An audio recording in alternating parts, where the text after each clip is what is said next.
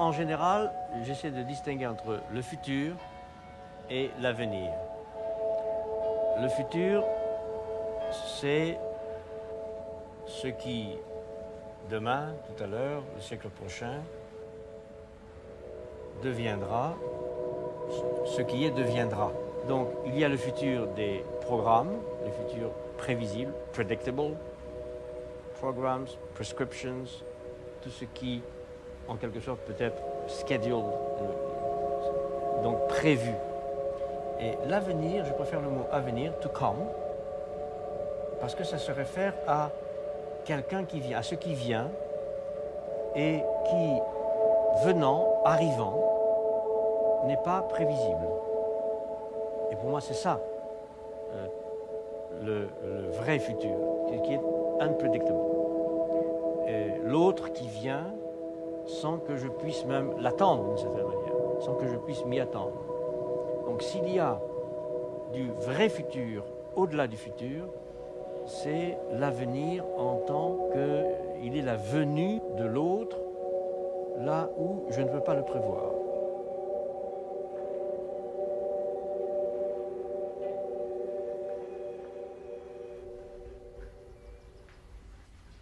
Jackie, Oui. tu as ta clé de toute façon. Hein? Tu as ta clé de toute façon.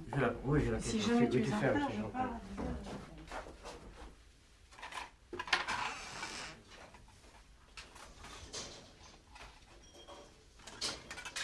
Stulecie, które wydało myślicieli tej miary, co Husserl i Bergson, Wittgenstein i Heidegger, Ricoeur i Levinas.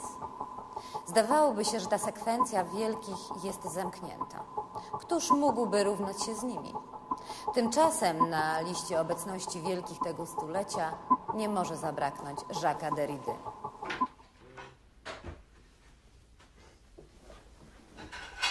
Excusez-moi, je vous ai même pas dit bonjour, hein, mais c'est un peu difficile aujourd'hui.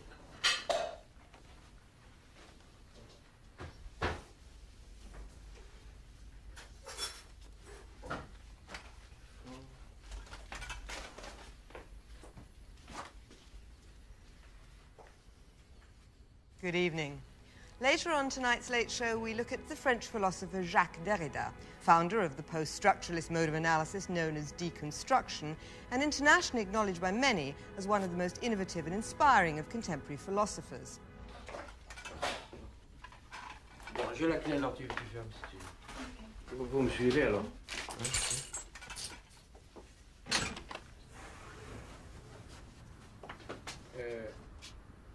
Quand on arrivera devant chez le coiffeur, moi, il y a un parking. Je vais voir avec le coiffeur comment on s'arrange pour la voiture, tout ça. Il est né à Elbiard, près d'Alger. Jacques Derrida est aujourd'hui célèbre et son nom circule sur les 5 continents. Il devint une sorte de foudroyage de la pensée à la manière des mineurs qui font sauter les poutres de l'échafaudage qui soutient une galerie au fond de la mine.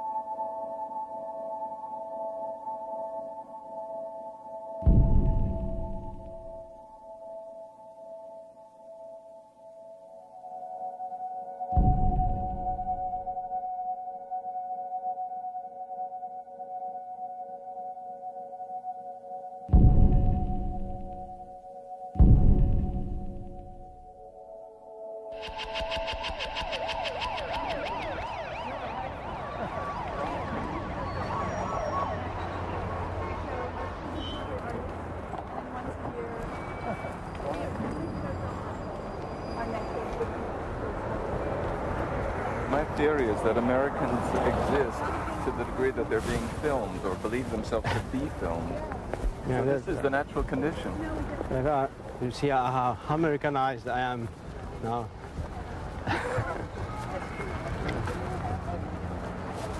Careful.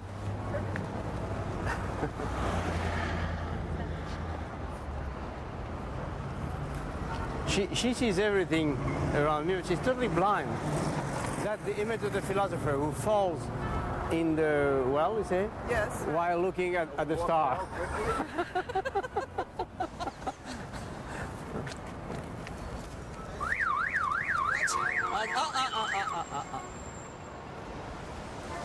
I have these people around all the time, day and night, like the loud wherever I family. am. For 2 weeks now, they've been constantly tracking me. And, okay. Are you getting used to it? Sometimes I forget, I just forget. Yeah? We should not neglect the fact that some biographies written by people who have authority in the academy finally invest this authority in a book which for centuries sometimes after the death of an author represent the truth. The truth. It's someone interested in biography writes life and works of Heidegger, well documented, apparently consistent, and it's the only one published under the authority of a good press, okay? And then Heidegger's life image is fixed and stabilized for centuries. That's why I would say that sometimes the one who reads a text by a philosopher, for instance, a tiny paragraph, and interprets it in a rigorous, inventive, and powerfully deciphering fashion, is more of a real biographer than the one who knows the whole story.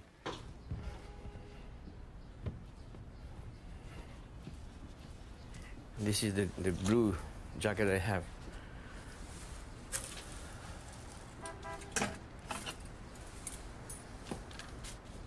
That's nice. But this doesn't fit with this is black, this isn't blue, okay? And I usually can't. I know. We won't get your bottom half. Can I just see what it looks like? Is that okay? I'm sorry to trouble you.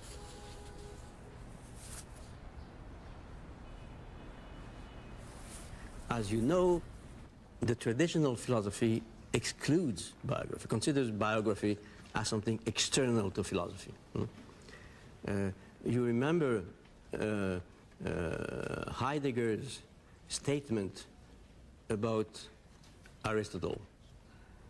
Heidegger once was asked, I think, what was the life of Aristotle?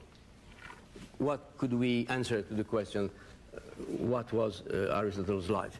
He said, well, the answer is very simple. Aristotle was a philosopher. The answer holds in one sentence. He was born, he thought, and he died. And all the rest is pure anecdote.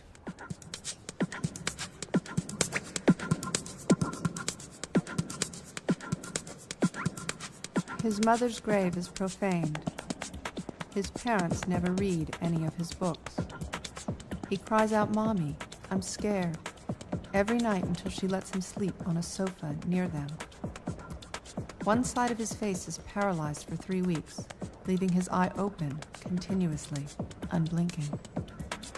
His father composes his own death notice shortly before he dies of cancer. He is expelled from school because he is Jewish. He learns he was given a secret name, Eli, after the Jewish prophet Elijah that isn't on his birth certificate. He fails his first entrance exam to the university. He writes his first novel at age 15 about the theft of a diary and blackmail for its return. He pretends to learn Hebrew so as to read it without understanding it. He is arrested and thrown in prison for 24 hours in Prague for transporting drugs which the authorities plant on him. He receives a collect call from someone who identifies himself as Martini Heidegger. He declines an offer from Marguerite Duras to play a part in one of her films. As an adolescent, he dreams of becoming a professional soccer player. He doesn't circumcise his sons, greatly upsetting his mother and father. He suffers from sleeplessness and nervous collapse from the overuse of sleeping tablets and amphetamines. His older brother lives only 7 days, dying just a year before he is born.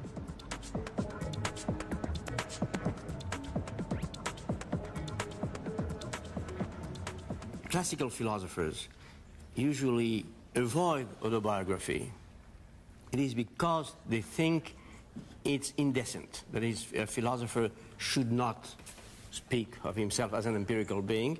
And this impoliteness, or this politeness, is philosophy itself, in principle. So if we want to break with this philosophical axiom, classical philosophical axiom, according to which a philosopher should not present himself or give into autobiography, then we have to be indecent to some extent.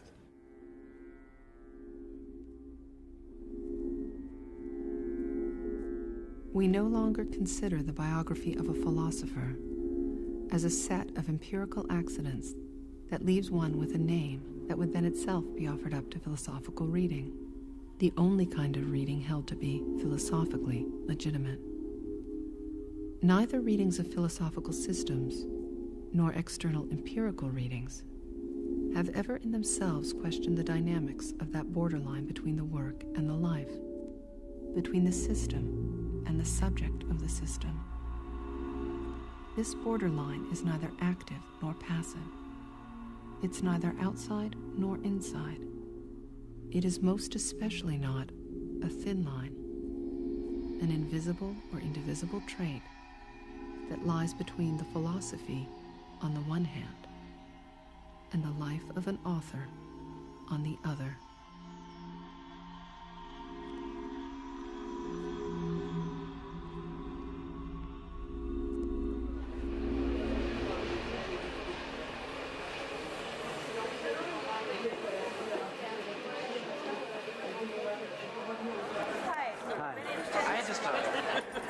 Listening to you speak just elucidated your text just so much. Thank you. Thank you. But I just wanted to meet you now. Thank you. I read your novel, one of your novels this summer. I just wanted to hear you speak so I could understand it better. I started reading about negative theology and discourse, and I was wondering if there was any connection between, you said it's a specifically Christian discourse, but I was wondering if there's any connection between that and, say, Hebrew Kabbalah and the a number of connections. But it's not the same thing. Kabbalah is full of such gestures, God beyond being. But it doesn't mean that any path that goes along. It's going to apply to Christian specific context. But it doesn't mean that there are not a number of things. You're very well known in the States for deconstruction. Can you talk a little bit about the origin of that idea? Avant d'essayer de répondre à cette question, je voudrais faire une remarque préliminaire sur le caractère totalement artificiel de cette situation. Je ne sais pas qui regardera ce que nous sommes en train de filmer ou d'enregistrer, mais je voudrais souligner, au lieu de les effacer, ces conditions techniques. Ne pas feindre la naturalité là où elle n'existe pas. J'ai déjà commencé à répondre à votre question sur la déconstruction, parce qu'un des gestes de la déconstruction consiste en particulier à ne pas naturaliser, à ne pas faire comme si ce qui n'est pas naturel était naturel, comme si ce qui est conditionné par l'histoire, par la technique, par l'institution, par la société, était une donnée naturelle. The very condition of a deconstruction may be at work in the work, within the system to be deconstructed. It may already be located there, already at work. Not at the center, but in an eccentric center, in a corner whose eccentricity assures the solid concentration of the system. participating in the construction of what it, at the same time, threatens to deconstruct. One might then be inclined to reach this conclusion. Deconstruction is not an operation that supervenes afterwards, from the outside, one fine day. It is always already at work in the work. Since the disruptive force of deconstruction is always already contained within the very architecture of the work, all one would finally have to do to be able to deconstruct, given this always already, is to do memory work. Yet since I want neither to accept or to reject a conclusion formulated in precisely these terms, let us leave this question suspended for the moment.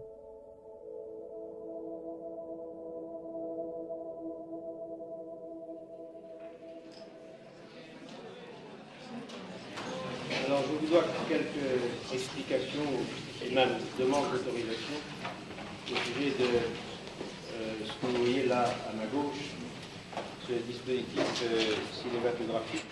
On prendra quelques images et j'espère que cela passera aussi inaperçu que les différents appareils d'enregistrement que nous avons appris à oublier. L'appareil d'enregistrement, notamment vidéo cinématographique, une question dans le séminaire sur le témoignage. À plusieurs reprises, lorsque nous avons traité l'exemple de King Verdict, ceci est une machine institutionnellement californienne. Par exemple, traité du King Verdict, nous avons posé la question de ce qui se passait avec l'archive de témoignage et nous avons insisté sur le fait que à la fois le concept classique du témoignage excluait l'intervention d'un dispositif d'enregistrement. Donc à titre expérimental, nous allons essayer de travailler un moment en présence de cette machine archivation.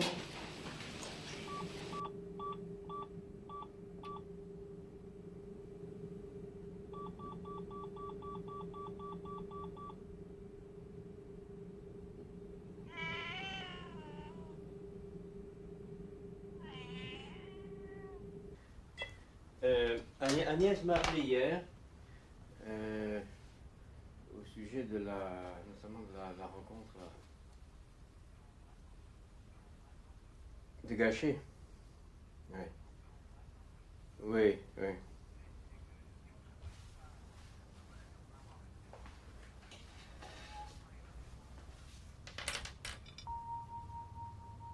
C'est pas mal, oui.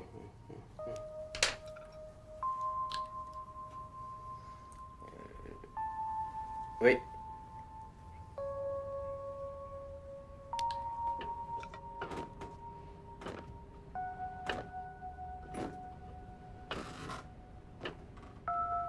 C'est ce que vous appelez le cinéma vérité. Tout est vrai, tout est faux. Presque. C'est pas exactement comme ça. D'abord, je suis pas habillé comme ça. Non? Non, il faut savoir que quand je reste seul à la maison, le matin, je ne m'habille pas. Je reste en pyjama et en robe de chambre. Toute la journée? Jusqu'à ce que je sorte. Quand je passe la journée entière, je ne m'habille pas. Who is it that is addressing you? Since it is not an author, a narrator, or a deus ex machina, it is an I that is both part of the spectacle and part of the audience. An I that, a bit like you, undergoes its own incessant, violent reinscription within the arithmetical machinery.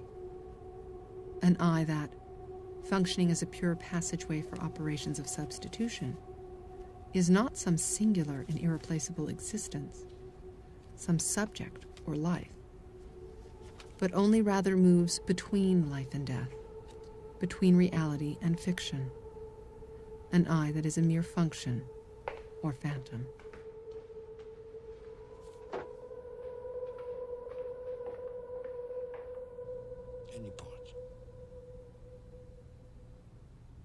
Alors, pour enchaîner un peu sur ce qu'on disait tout à l'heure, sur voir et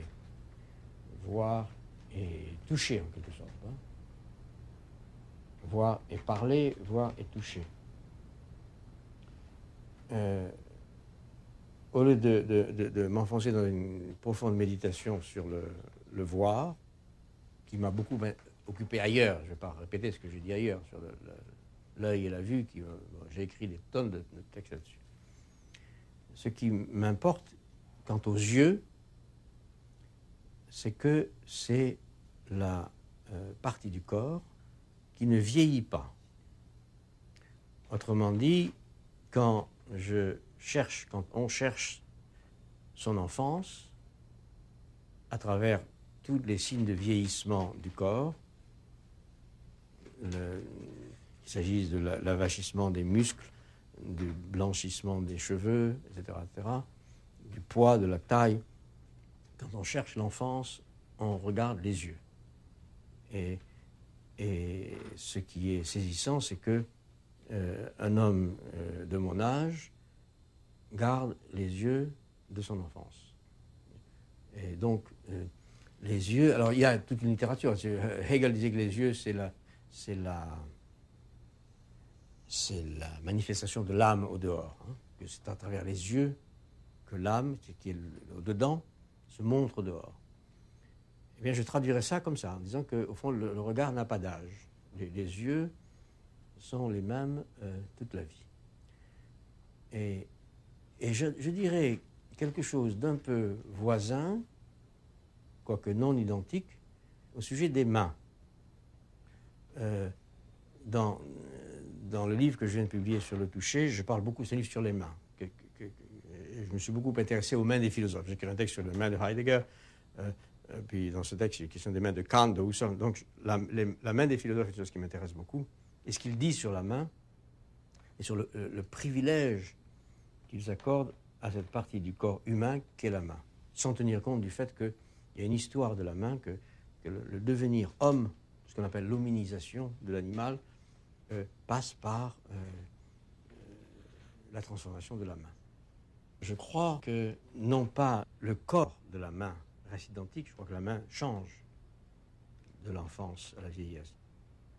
C'est les yeux et les mains qui sont les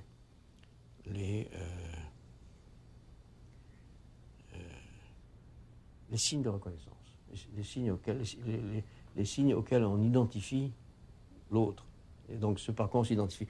Mais paradoxalement, ce sont aussi les parties de nous, pour revenir à notre question du narcissisme, les parties de nous que nous voyons le moins facilement. Au fond, nous pouvons, devant une glace, nous voir, etc., enfin, avoir une image assez juste de ce que nous sommes devant un miroir, mais c'est très difficile d'avoir une image de son propre regard et d'avoir une vraie image de nos propres mains dans leur mobilité, dans leur mouvement, leurs gestes. Ça, c'est l'autre qui sait. Eh bien, cette gesticulation des mains, ce geste des mains, je crois que l'autre le voit mieux, l'identifie mieux que moi-même. Voilà, c'est ça que je voulais dire. Hein.